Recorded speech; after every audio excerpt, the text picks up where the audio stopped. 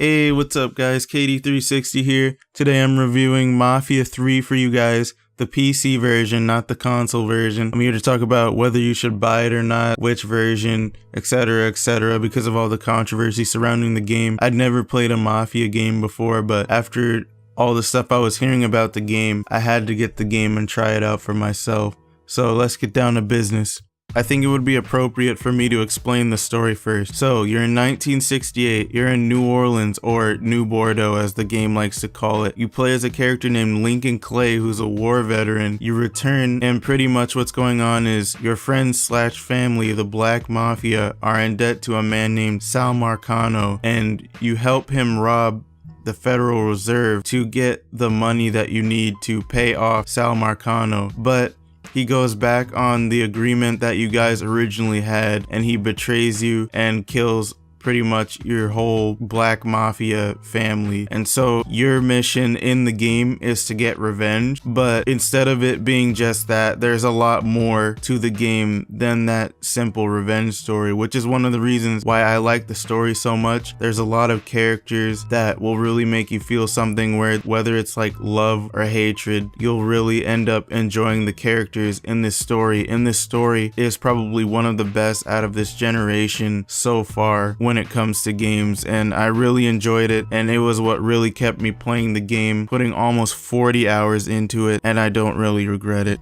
Alright, when it comes to the world, I'm just gonna flat out say it. I think it's bigger and better than GTA. The world is a lot more diverse, and it's freaking huge, which is also one of my problems with the game, because there's no fast travel. So when you're doing missions, like you're driving around for like ever trying to find your objective, and it only takes you like a few seconds to complete it. Or okay, maybe that's an over exaggeration, maybe like a couple minutes to complete it. But with the length of the trip you're taking, like it just feels kind of annoying, and I felt like the game could have been better with fast travel. But I still love the world. Personally, I would, drive around just to experience it multiple times, but I'm pretty sure most people would prefer fast travel. I'd still use it sometimes if I just didn't feel like driving to get to a certain place, and trust me, you're gonna be doing a lot of driving, like, oh my god, dude, going super far just to take care of like something that doesn't even take that long. It can be pretty annoying. Anyways, the gameplay is similar to GTA's, where you can like go around, shoot people, call cops and stuff. But what really caught me with this game is like they weren't really afraid to tackle like racism in the game.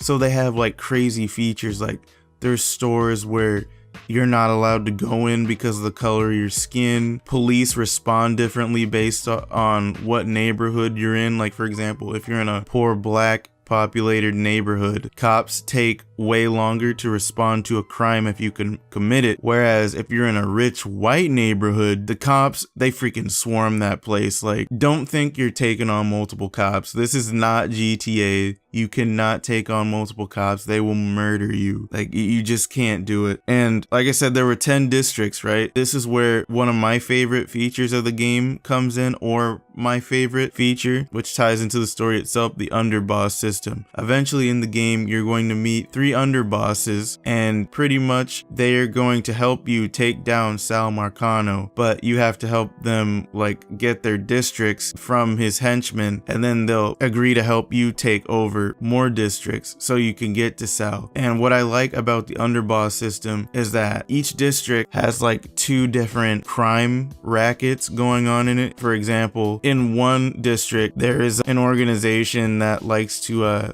dump like sludge and stuff into the water, and then there's like, what else? Oh yeah, there's like gun dealers and stuff like that. Like, it's crazy stuff, but there's like 2 crimes in each district, and pretty much what you need to do is you need to mess up each crime racket to get the head of the racket to come out, and pretty much when they do, you need to go deal with them in whichever way you see fit. You can either kill them, or you can have them join your crew, which will add more money to the racket when you take it over, and you'll be able to make more money off of it when your underboss takes it over. And then once you've stopped both rackets in a district, the district's its like main boss for the district or a capo will come out, and you need to kill said capo because they're on your kill list, because you need to get to Sal by murdering people close to him. And then once you've taken over a district, you need to be careful with who gets what, because if any of those underbosses feel cheated, then they will turn their back on you and you'll have no choice but to kill them. You'd think it's no big deal, but it's pretty easy to get attached to the characters in this game. So yeah, you might want to be careful with who you choose to give territory and who not to. Unless you hate a certain character, then feel free to not give them anything so they turn their back on you and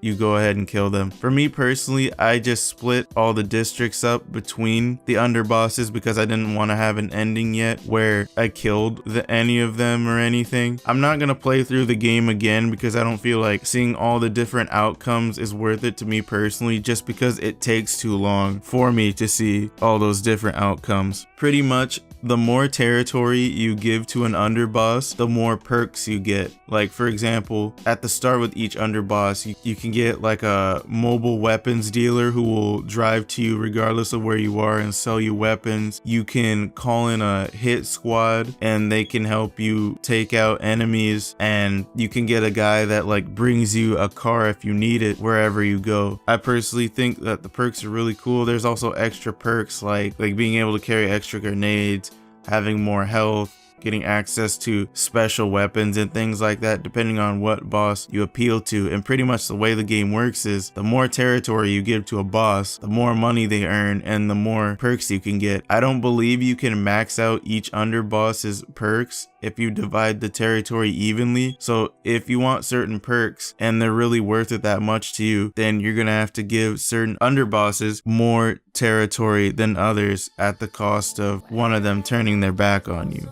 for those extra perks.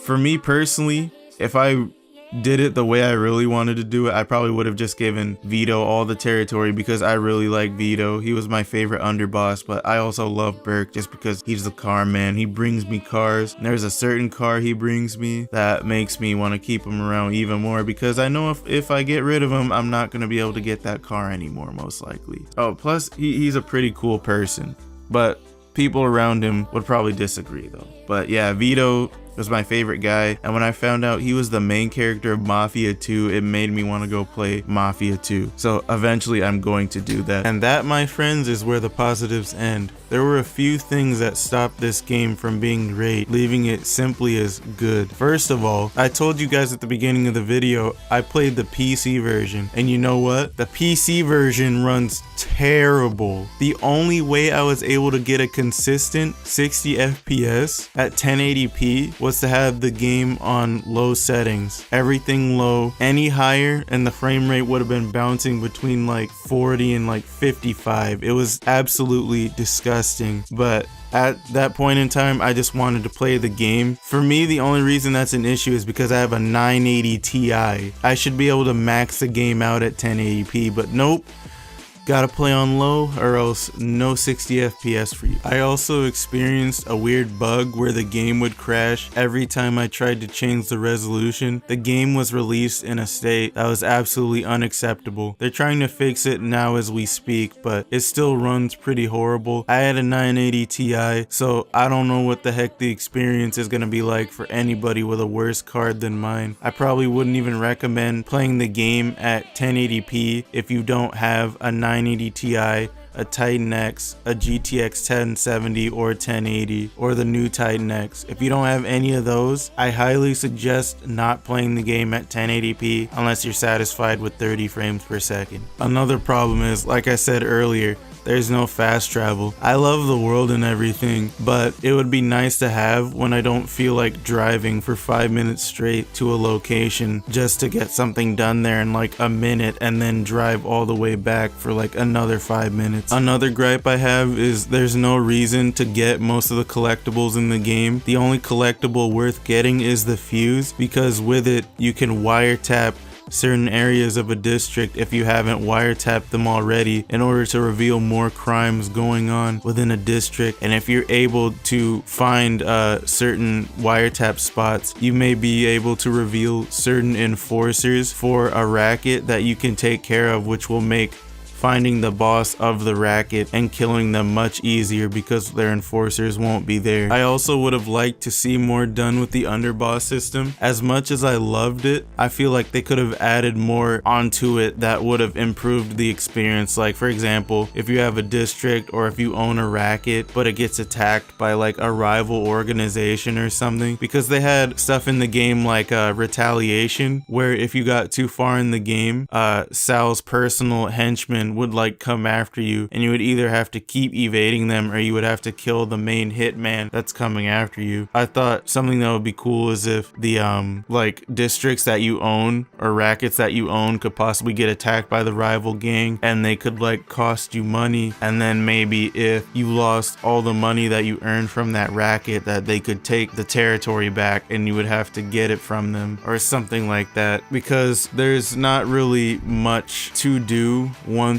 you've gotten a district. Like, all you really do is the same mission over and over again. You just go to some location, grab a certain vehicle, and then bring it back if you haven't maxed out that racket. For me personally, the main thing that stopped this game from being great was the repetitiveness of the game. Like, they make it seem like you're doing a bunch of different things because of all the different rackets that are going on in the entire area, but in reality, it all boils down to you're either killing a person, rescuing a person, destroying cargo, or stealing a vehicle and dropping it off. That's all it pretty much is for like the entire game, and it can get boring pretty quickly. And like I said, the only reason I decided to keep going was because of the story. The gameplay was just subpar, like when it came to combat and missions, because you were just doing the same stuff over and over again. And now my final gripe, the game is way too easy. Even on the hardest difficulty, all you really need in the game is like a silenced pistol. There's no reason to have like any other weapons in the game. If you're patient, you can just beat the game by sneaking up on people and meleeing them or shooting them in the head with your silenced weapon. The AI in the game is also really stupid. Like, for example, you remember how I was telling you about the crime system? Well, let's say you pull a gun out, right? Nobody will call the police on you until you like actually fire the weapon. Like, you could even aim it at a person, they won't call the police, or a witness won't call the police. The police in the game are really dumb. But the thing is, any traffic related crimes,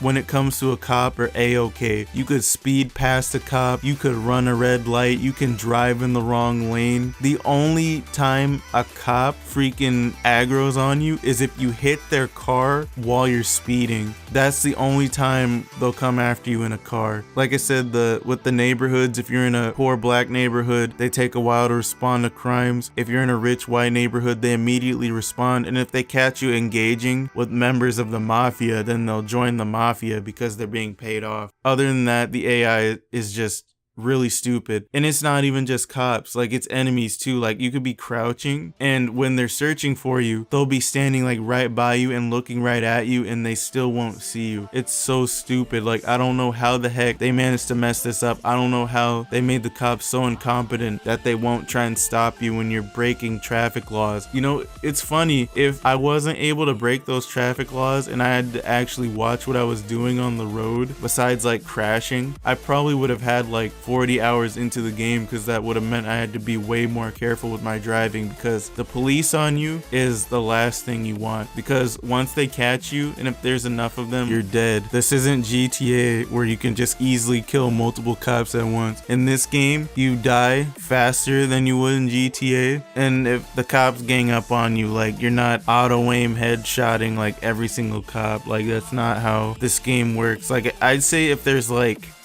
at least 4 cops, which is like 2 cars of cops, and you're pretty much done unless you get lucky and get away in your car. You're not taking on the cops unless there's only a couple of them and you're able to get out. But yeah, the AI is pretty stupid. Another thing I forgot to mention is that the witness system, like when you commit a crime, like a witness will try and call a cop. If you shoot the witness, like another one will try and call a cop, and they'll keep doing this even though they see you shooting and killing the other witnesses. Like, what's gonna make these citizens stop? Like, wouldn't you not want to call the cops if there's somebody like that is willing to shoot you if they were, you know, just killing another witness in front of you? Like, it's weird. I don't understand. The AI in this game is really dumb. But yeah, if I were to give this game a score, I'd give it a 7.5. Like, borderline great game, but like I said, the repetitiveness, the easiness of the game, no incentive to find collectibles, those are mainly what stopped me from thinking it's a great game. It's still a good game. I don't think you should buy it for $60 in the state it's in right now. If you're on PC, I think you should just wait for a sale where it's like half off or something. And if you're on console,